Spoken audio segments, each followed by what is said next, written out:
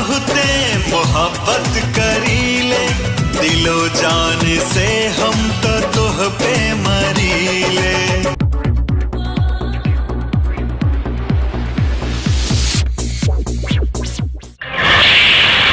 जौन भोलेनाथ के कृपा से हमार बाबू मिलल बा, अब वह भोलेनाथ हमार बाबू के रक्षा करिए। चल एमपी क्या है? मार का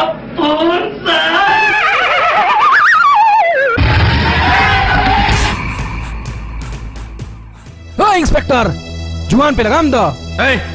लगाम तो बधुआ पशुआ के होकेला, छुट्टा चेहरा वाला शेरन के ना।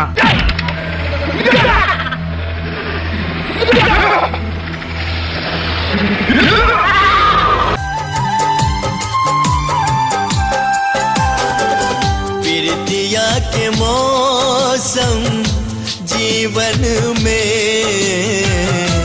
आवेला एक बार हो। हमरा खिलाफ एगो पत्ता ना हिलेला और 30 साला हमरा लड़की से प्यार करेला। हिम्मत जुटा और बड़ी कत्तर कत्तर कर दो साले के।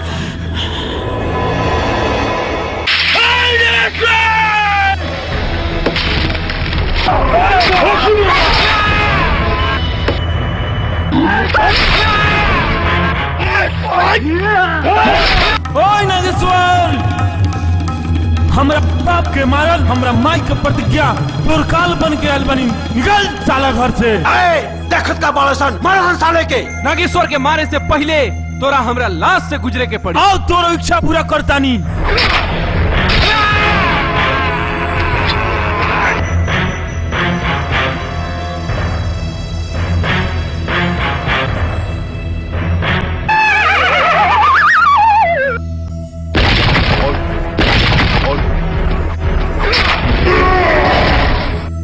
माई आज तोर प्रतिज्ञा पूरा कर देनी।